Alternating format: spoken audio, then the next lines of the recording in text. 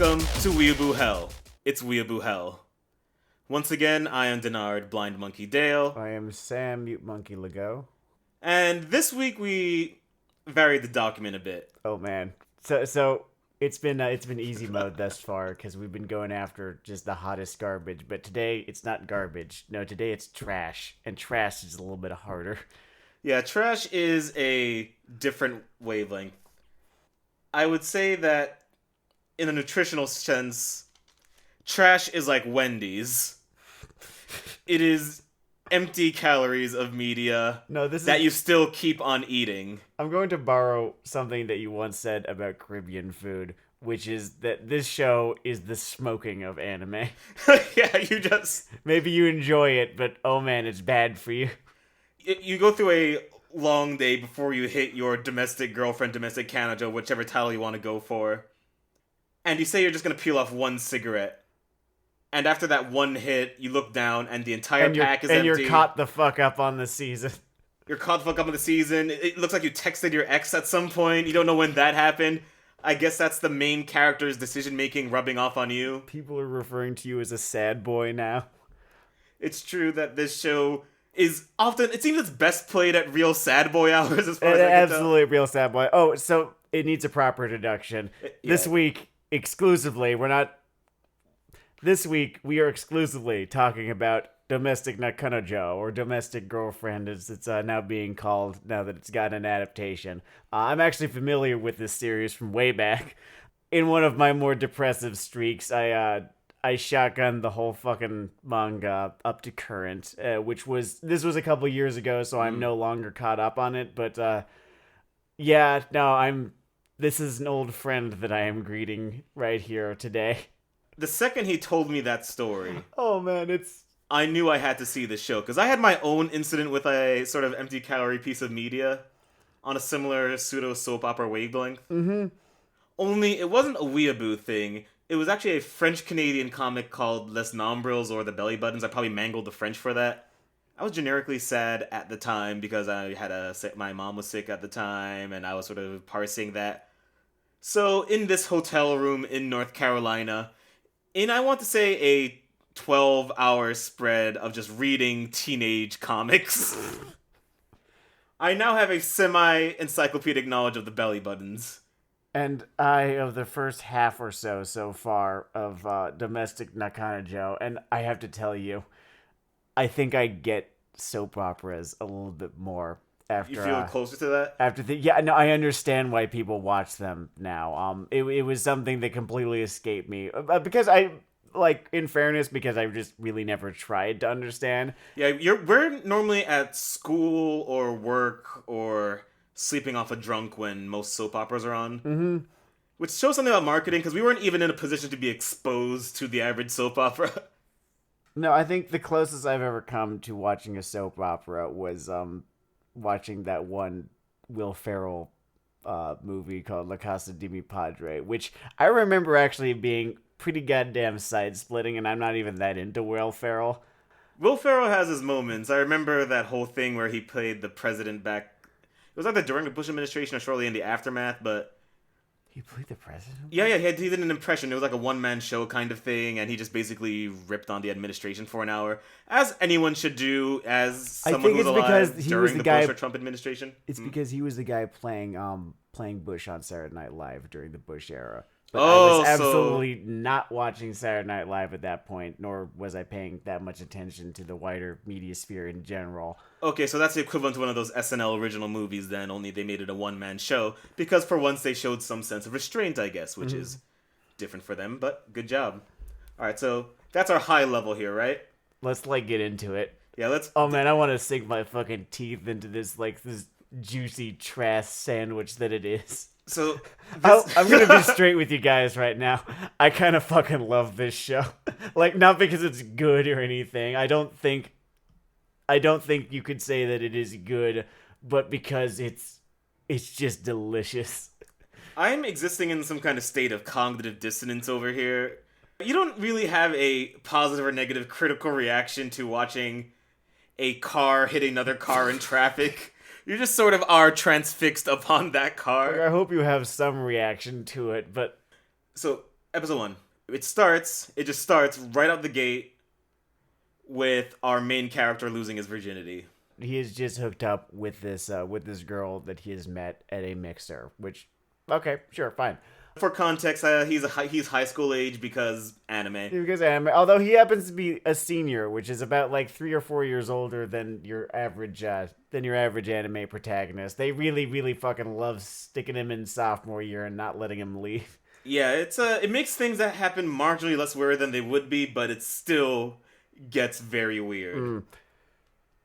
So he goes to meet his friend, and there's a real character establishment thing where he tackles his friend and says, "You're soft, but not as soft as the woman I just slept with." And my first thought was that this man is probably a murderer. No, well, there is this great kind of sense of dawning horror you get over the course of the first couple episodes. I think you can pick up on it by the end of the first episode. The protagonist of this show, Natsuo, is the biggest fucking creep show, guys. Oh my god, with this guy. I can't even begin. I think he may be a vampire. Like, he sort of pulls He's other the people worst. into himself, and the whole time he pitches it as being about his emotions. He's and just such a weak fuck who, like, makes everything worse. Every temptation that you stumble upon or struggle with in life, Natsuo looks at that and says, "Give me 2. Give me 2 of them. The second that this kid is out of high school, he is going to be hooked on 3 things. What is the price? Is it at someone else's expense? I will pay that price. So this is Mixer at this karaoke booth. Natsuo sleeps up. This girl's name is Rui. She's like the sort of soft-spoken cold type they're going for there. They're kind of like the Rei Ayanami type. I think this may end up being a recurring thing. I mean, the anime industry made it a recurring thing, not us. Rei Ayanami has such a goddamn lineage. You know, the character, like, hard outside, soft inside, whatever, yada yada. So, this is the one thing he doesn't really manipulate his way into, in that she propositions him, brings him back to her place, they do the deed, it's both of their first times or whatever. And she describes it as, well, that was a thing, which... Oh man, it's real sad boy hours. This is such a fucking sad boy show. Maybe that's why I like that it. Was a thing. Is that like the emotional connection equivalent of Is It In Yet? Something along those lines. Yeah, I just... Here's the thing. Up to now, right? At this point, Natsuo is blameless. Right? This is, maybe they're a little young, but, at 17, if you're both 17, like, kids have sex. That is a thing that they do. I'm not going to be, like, so puritanical as to hold it against either of them. They have made a choice, right? They don't seem to regret this choice at all. It's fine. Everyone involved is fine. And then... we have Figure 2. And then we are introduced to the rest of the show. Figure 2, I think, judging by the opening, there are going to be 4 people in this. I guess that's a love pentagon. It's just the 3. Just the 3? Okay. Having read a good deal of it, it never goes beyond the 3. Okay, or at least so it hasn't in my... I guess I'll just ignore the OP of this program then. But enter girl 2 in this love triangle, who is his teacher. His hot teacher. Which I actually wrote this down. Enter Hina-chan, teacher from Brazzers video. I actually think that the animators did right by this series by giving her character design just a little bit more character than she had in the manga. In the manga, one of the things that I noticed while I was reading it is just how strikingly generic Hina's character design was, and they actually gave her something. I don't know what it was. It was there's this je ne sais quoi to it in the anime. So, Mrs. Bad Touch, that's what I was originally calling her when I was watching this, because at that time I assumed that she would have more moral fault in the situation than our protagonist. I mean, she does. Not as much, but she does. This is a bit like that story they tell you in middle school where they ask you to rank how wrong everyone in the story was. and everyone in this story is definitely wrong. I think with the 3 of them, I might be 1, 3, 2, and he's 1, 2, 3, so maybe there'll be a point of discussion, but I mean... definitely 1. Natsuo is 1. This teacher has an entirely inappropriate emotional relationship with this student. It's, it could be very, very at best described as flirty, perhaps too much so, given that he is a minor. But there's essentially just a lot of emotional dumping going on, and once again, it's one of those things where, like, on the text level of the show, it's like just sort of a sad boy thing, like, oh, if only she liked me, at least maybe I can lose myself in this Ruby girl a bit. But as I watch it, I basically see him mentally, like, drumming his fingers Just together, waiting for his shot, and kind of. I don't know if they were going for this. Here's the thing.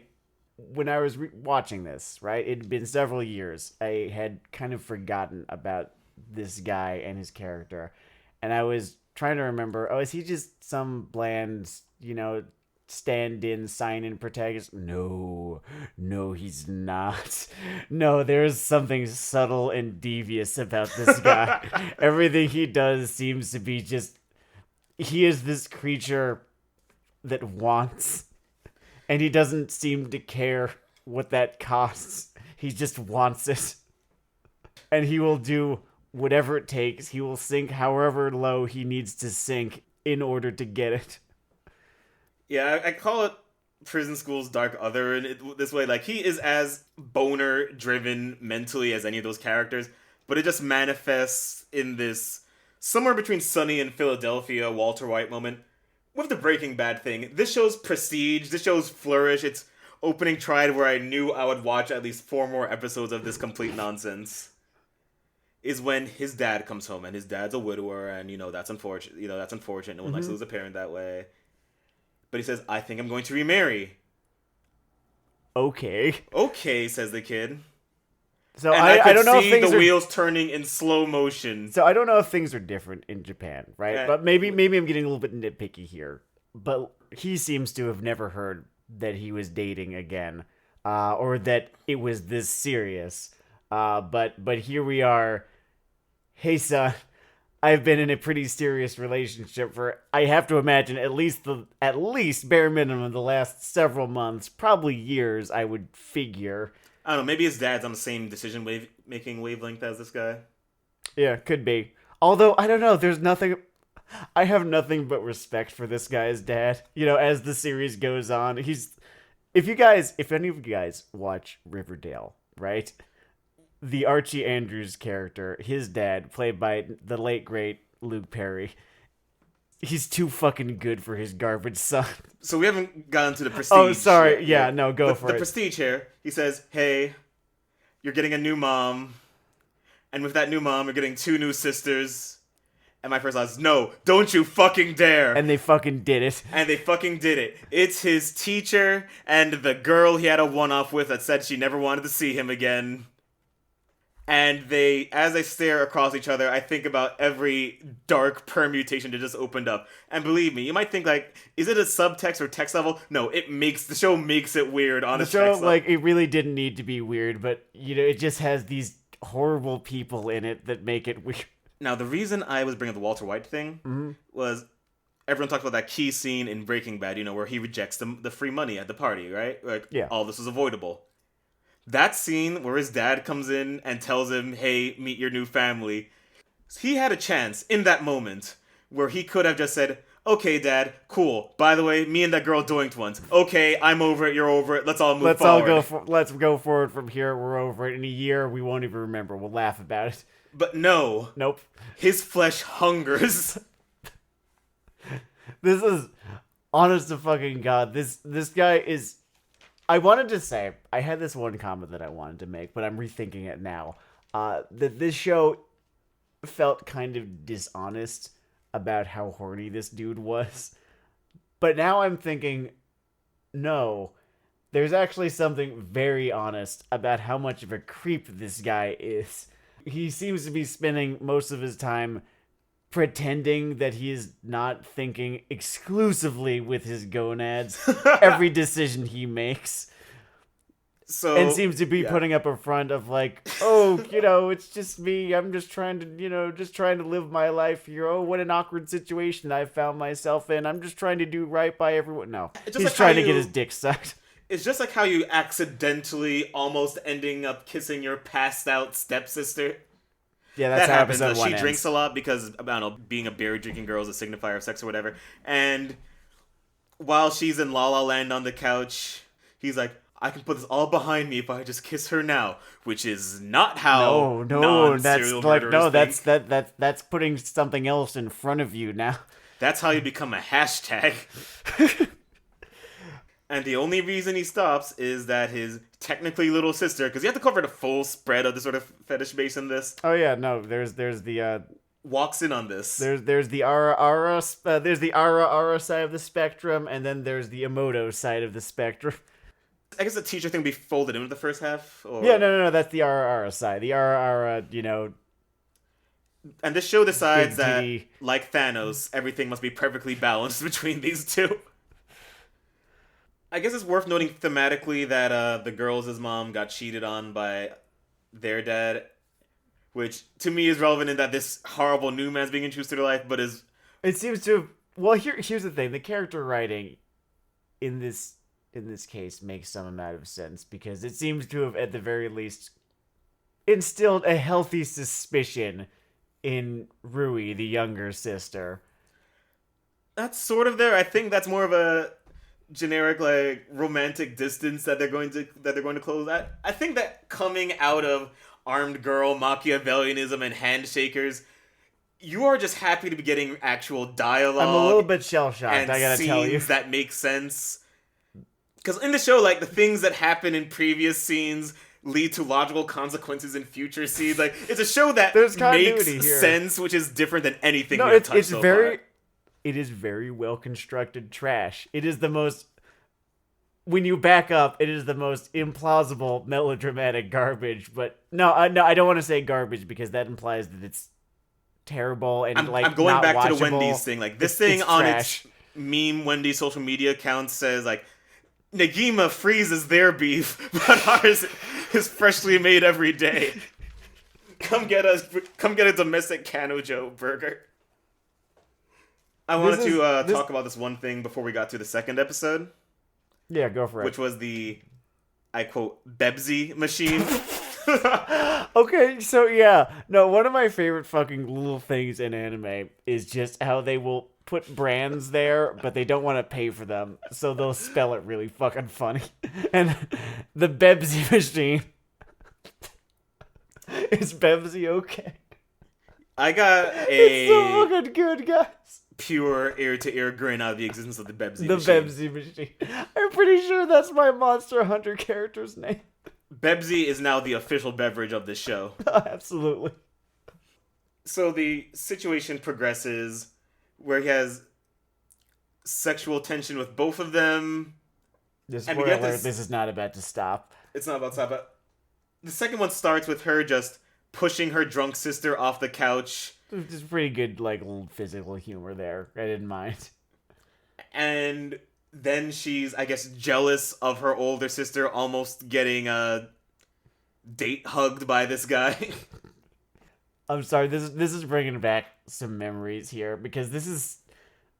I don't want to belabor the point, but this is such a fucking sad boy show, and I don't know that I'm depressed enough to watch this.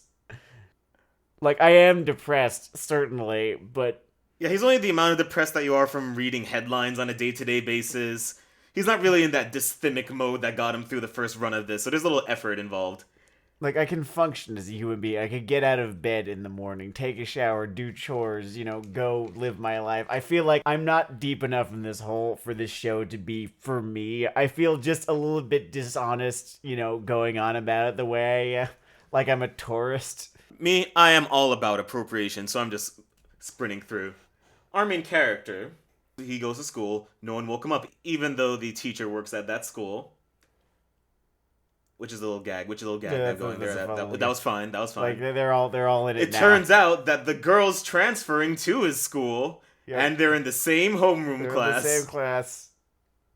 They have this little scene together, which is actually a pretty amusing scene. They try to put together a little conspiracy.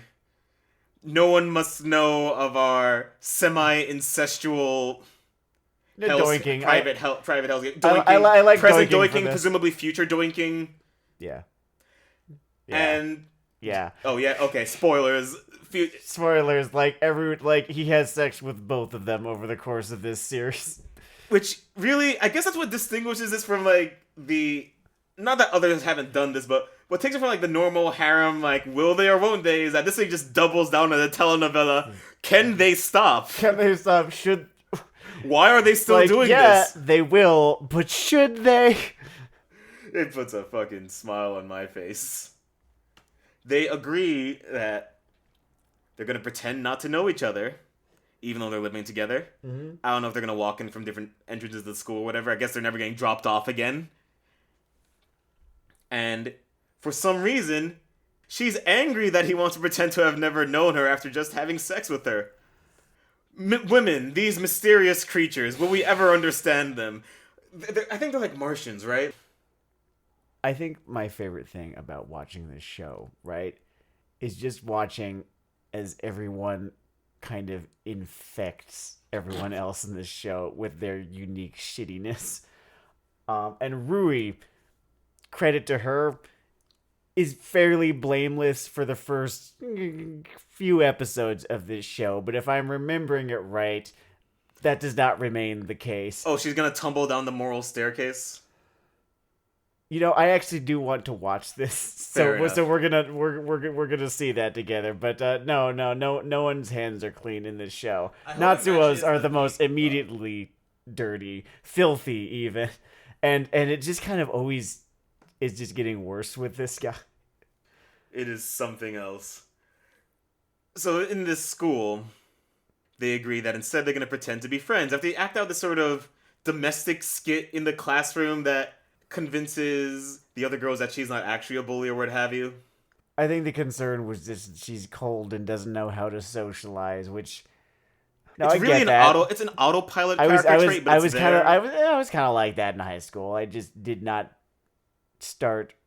I would end any conversations that people tried to get in with me. Honestly, I like Rui. I empathize with Rui right now. Right now is important. Does she kill a dog? You know what? No, we're gonna do more of this. So we'll save. We'll save that. Yeah. We'll save that. I have to have my stories. Yes, I of need my course. stories.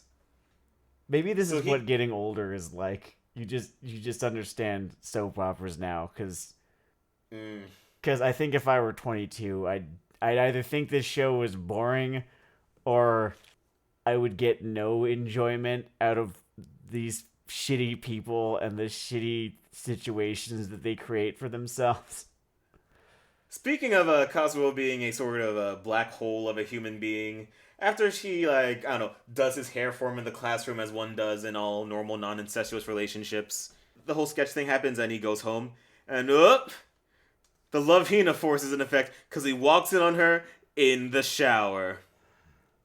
So I don't know what there really is to say about this other than it's, it's fan service. Honestly, as fan service goes in shows, in this show, it's not even that amazingly gratuitous. They actually just I would say it's a little gratuitous. I don't know. I've seen a lot of gratuitous fan service. This is they make an effort to have it very much be Natsuo's gaze. Like every time there is, a shot of titties, it immediately cuts back to Natsuo looking at these titties, right?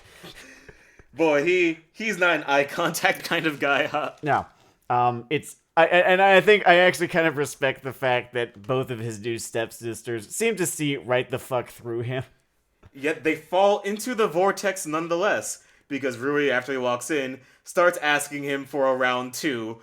Now that it's explicitly incest, I guess maybe that adds some kick to her. I don't know what's going on in her head. I think that she may also be a murderer, is what I'm getting at.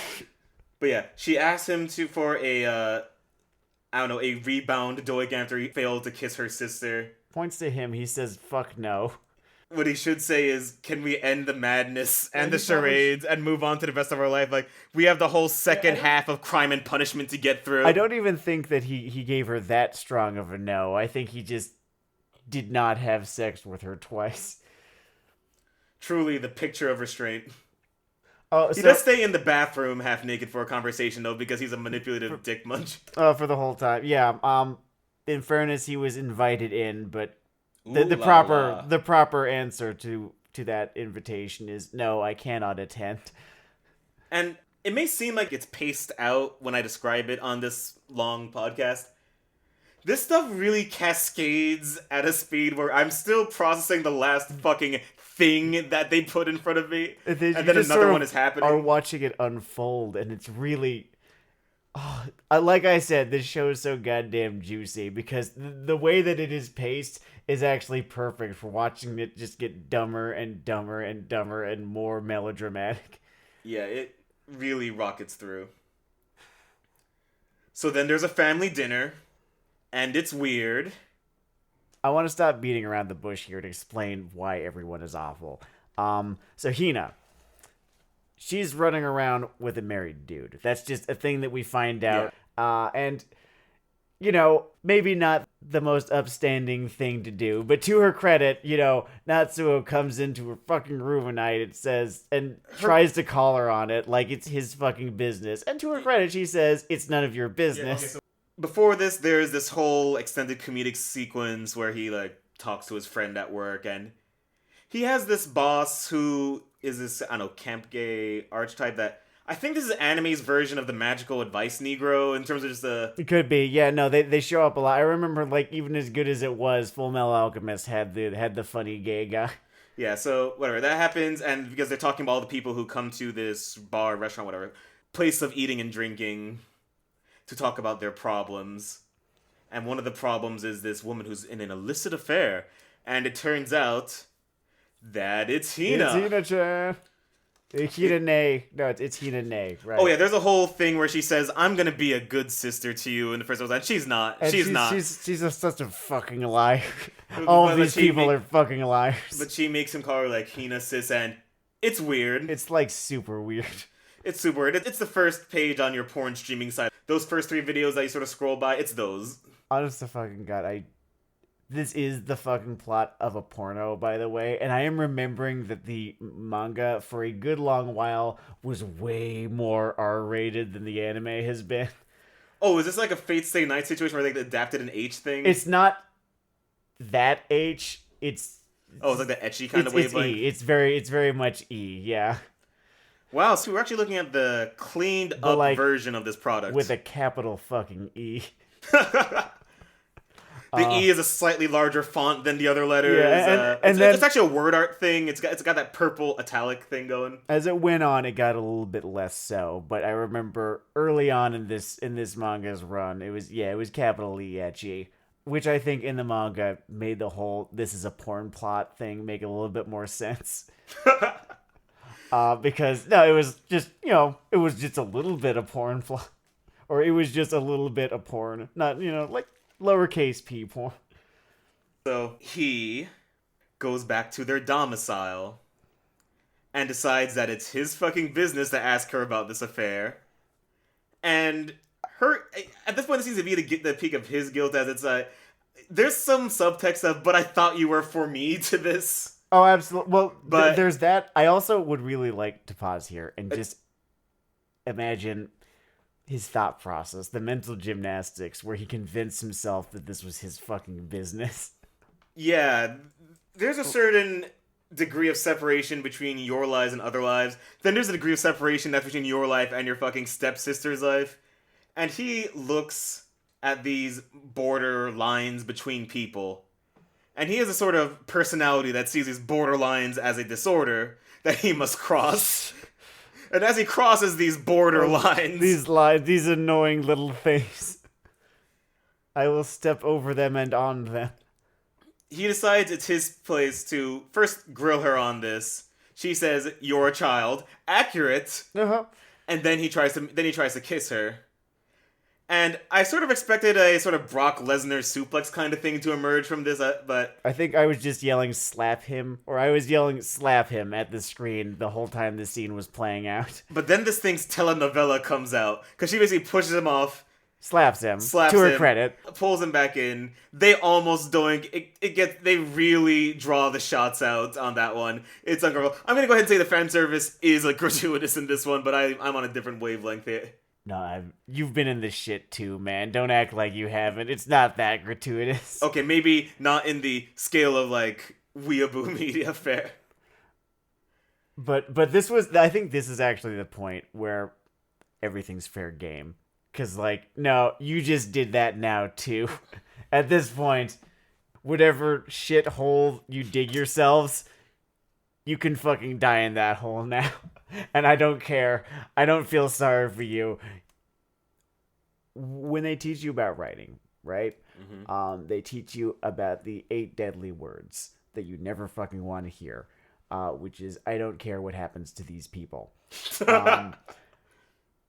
But there's a weird fucking asterisk, addendum, whatever, what have you, to that, which is, I don't care what happens to these people, but I want something to happen to these people.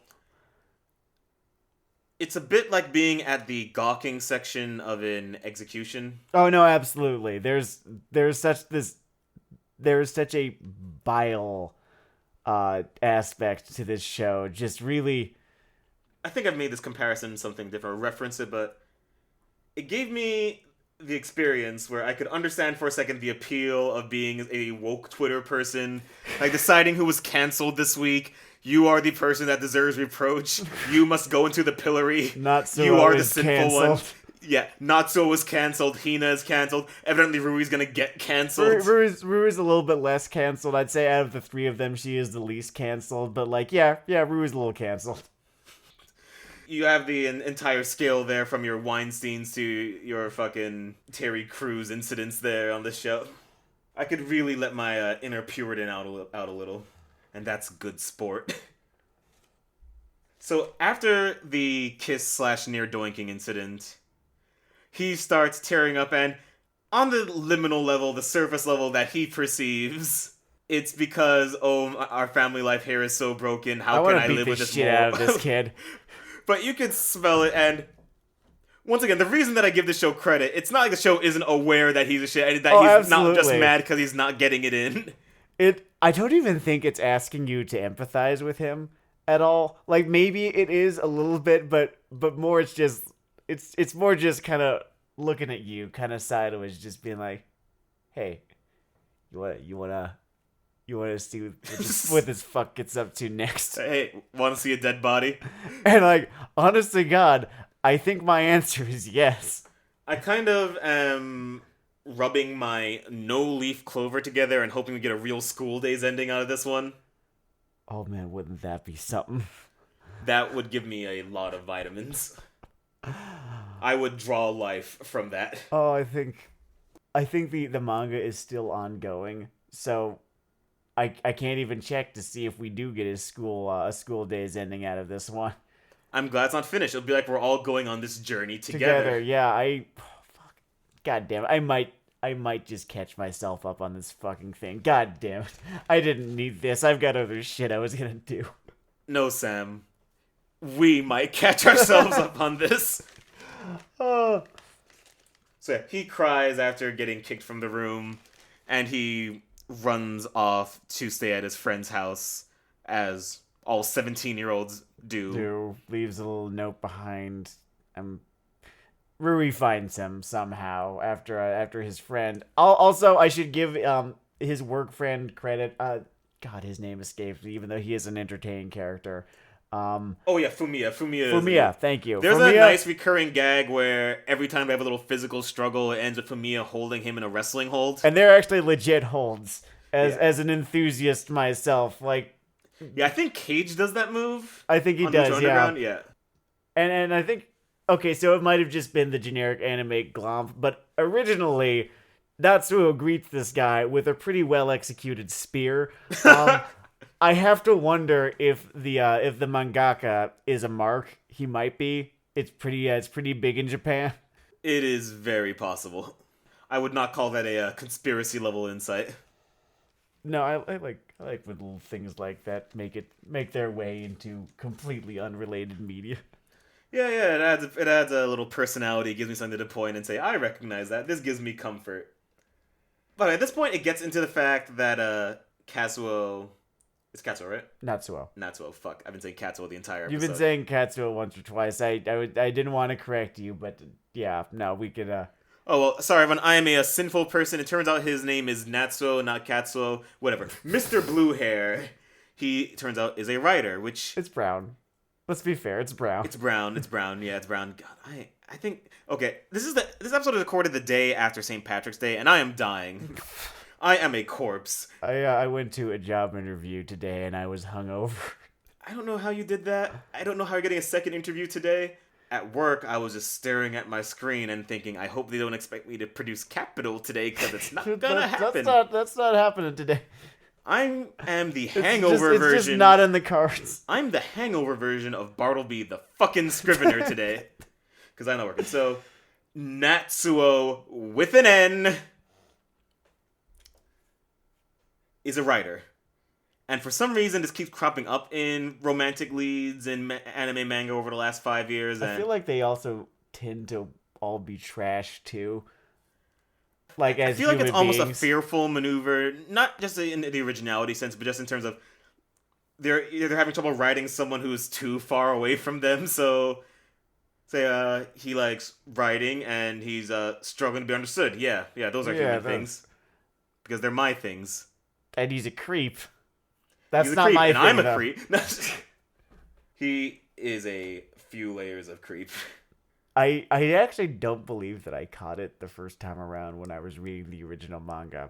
But this was several years back, before I became more educated on, shall we say, the red flags, the hallmarks of creepdom. Mm-hmm. You know, just the convenient lies that dudes tell themselves, that sort of thing. Mm-hmm. And oh man, there's something really fucking caustic about this guy who we are asked to sympathize with and even empathize with. Oh, he is radioactive. If he walks by 4 turtles, you're gonna get Michelangelo through Donatello out of them. Oh, absolutely.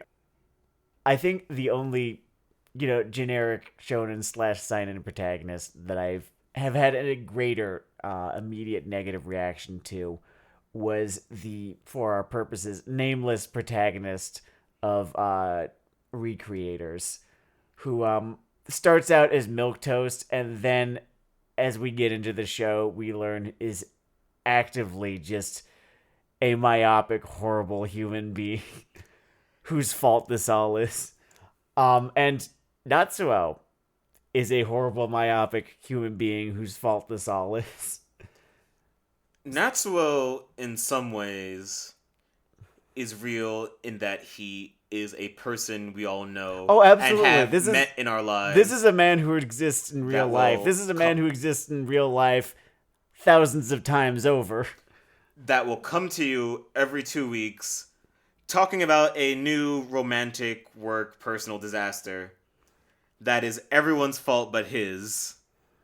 And he was a pillar of virtue throughout. And he will try to get you to empathize with him. And you're going to have to pretend to do so because, the two of you work together, right? And you don't want it to be weird. You kind of have to keep the peace. It's not like he's getting fired anytime soon. Or if you're like me in high school, because he has an Xbox. Because he has an Xbox, yeah.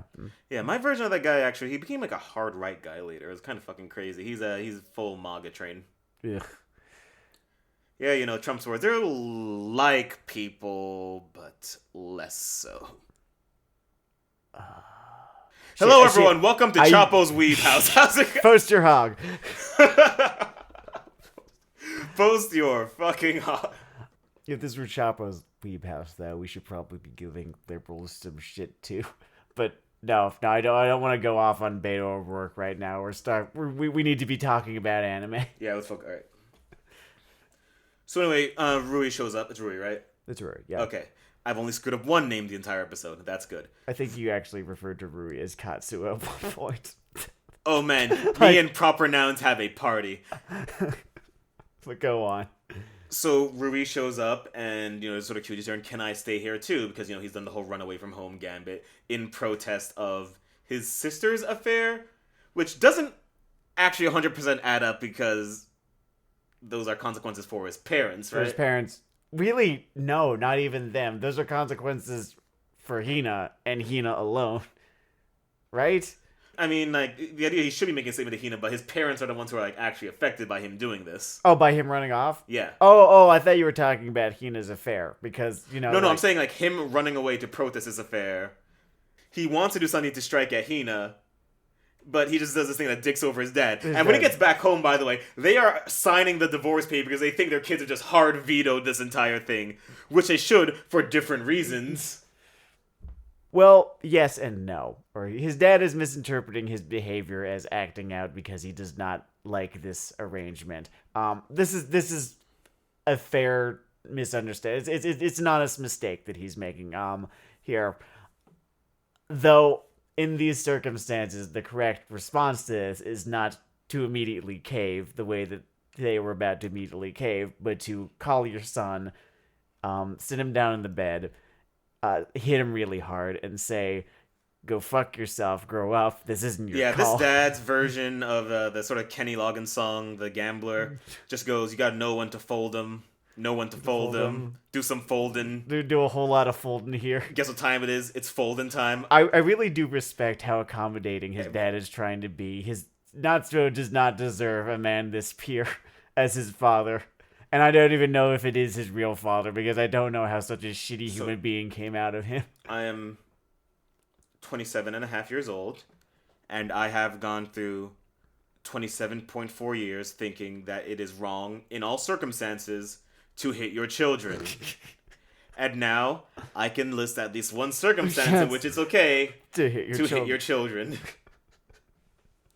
And it's when they've been lying to you about their two-way incest desires that they have been slowly positioning themselves in This guy... over the last week, as you are trying to build some semblance of happiness in your life after your wife died. But no, your son really just needs to start drilling down his stepsister. And they mentioned this was 10 years ago. It's not like this happened before, Natsuo had a chance to properly grieve or anything like that. No, I'm not really sure what I'm getting at here, but fuck Natsuo. He comes back, and Hina is so happy to see them because she thought she, lost them because of her actions. And I'm watching and I wonder, through what dark human magic has the moral initiative landed in the show's economy in Natsuo's side? See, here's the thing. This whole time, right, I'm trying to figure out, and I'm having a really hard time, whose side the narrative is on here. And if I should like this show, because I do like this show, despite everything. I think it's on the side of Belial, Lord of the Pit. Lord of the Pit. So we talk about authorial intent for a second. I'm wondering if I'm on the author's side here, because I'm having a very hard time figuring out if the author is on their side or not. I'm wondering if it's even the right question on my end, because I feel like this guy is just making these Wendy's sliders, and here's me picking up the fucking bun and looking at the pickles and saying, hey, these look frosty. Hey, you told me shit was fresh. Hey, get back here.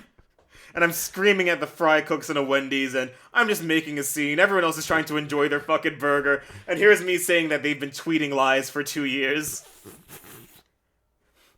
And that the Burger King will be hearing of this. Who's the Frosty in this show? Because that's, like, the best part, right? Unless, like, people really fucking love Baconators, I guess. I don't know. I don't eat much fast food. I suppose that his interactions with his bulbous friend are the Frosty. There is a sequence where he is imagining what he would do in our main character's shoes, and in his imagination, he is this chiseled, clean-cut. He's, like, way hotter than he is in real life. And it's a good gag. It's a really funny... I have no problems with that joke, and I think that I would nominate him for the Frosty of this program. Okay, yeah, what's his name again? You've got it written down. Oh, Fumiya. Fumiya wins the Frosty Award, which I just made up. So, Natsuo and Rui enter their second plan. And at this point, 2 of the little 007 schemes have already collapsed. Like, there's one where they're going to say they didn't know each other at school. People already think they're doinking. And they're correct. And they like, good job, they're people. Right. No. Good job, Vox Populi. They're all immediately smarter than these 2 already. And now they're embarking on this new plan, which is they're going to make Hina stop her affair and confess. Because they just refuse to fuck off out of this girl's personal life. And Natsuo knows that he has unfinished business because he was almost in there, I guess, and he's not going to let this go. He's not going to let some married man steal his sister booty, I guess. It is fucking fascinating watching him pretend to care. like he cares about Hina and her well-being and her Yeah, emotional Natsuo's health. carrying a tiny cross behind him, and the weight of that thing is sinking his feet into the earth as he slowly breaches hell. And I like watching him go There's there. something that, honest to God, though, it's compelling fucking television. I Because can't underrate the days of our lives kind of aspect of this thing. I'm remembering watching True Detective years ago, and Woody Harrelson's character is a bad fucking person who just runs around on his wife just all the goddamn time. He deserves every bad thing that happens to him. But it's still just great to watch. It's gripping to watch because he's such a realistically bad person. And Natsuo, I'm going to give them credit. He is a very realistically written, terrible person. And I think that might be what this show's strength is. Here's the thing. I was the one who pitched Domestic Girlfriend for this And I went episode. along with it because that's the kind of choice that I make. And I think I've been putting too many decent things into my brain lately. I've been reading some new books. I've been getting back into science fiction.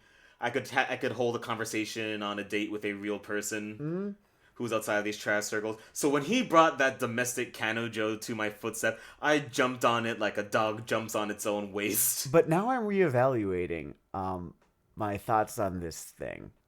I brought it to Denard because I thought, okay, yeah, we could probably jump on this, and maybe it'll be a challenge, right? Because it's a little bit more oblique in its trashiness. But the more I'm talking about this show, the more I think I appreciate it. Maybe for the reasons that the author has intended. Like, I am entertained by this drama. I find it strangely compelling. These people and the shit that they are doing to themselves and to one another. I want more of it. I do like to turn on a pirated TV stream at work around 2 p.m.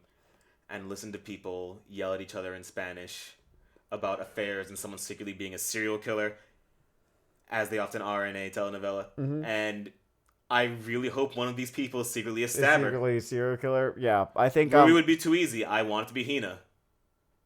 Hina needs to be stacking heads for me to be fully engaged by this show. I wonder if this is a show about Natsuo's journey from just regular creep to serial killer. Oh, season 1 Dennis to season 8 Dennis? To season 8, yeah, no, it could happen. Probably not, but it could happen. It would be great. This is Bundy Origins we're writing here. My friend Natsuo. My friend Natsuo. I think it'll be a media sensation. My closing note on this show, or at least on a related note before we jump out. I want this to end the way that Seinfeld did, where everyone's on trial. Because Natsuo's a creep, Rui doesn't seem to understand boundaries or people, Hina is, for lack of better words, a hoe. And I want that trial where the judge says, you're all terrible people, you're all going to jail. You're all going to jail now. And We're going to throw you to the lions, or woke Twitter, or a Fox News morning show, Tucker Carlson screaming at the camera. I honestly really want these guys to go to the Jean-Paul Sartre hell, the little hotel room, right? Mm-hmm. These three, abso-fucking-lutely, they belong in that room together. They have earned that room. The no exit room. Yeah, no. Hell is other people, and it's called Domestic Girlfriend. This has been Sam Mute Monkey Lego. This has been Denard Blind Monkey Dale. You can find more of Weeaboo Hell on your podcasting platform of choice, or over at SeyMoreEvil.com. Yes, SeyMoreEvil.com. You should check out SeyMoreEvil.com. This has been Weeaboo Hell. It's Weeaboo Hell.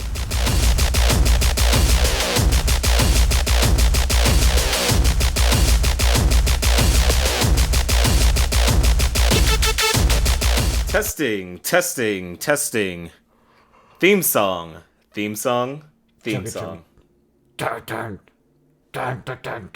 Yeah, that thing is a real score. Good job, Mr. Hart.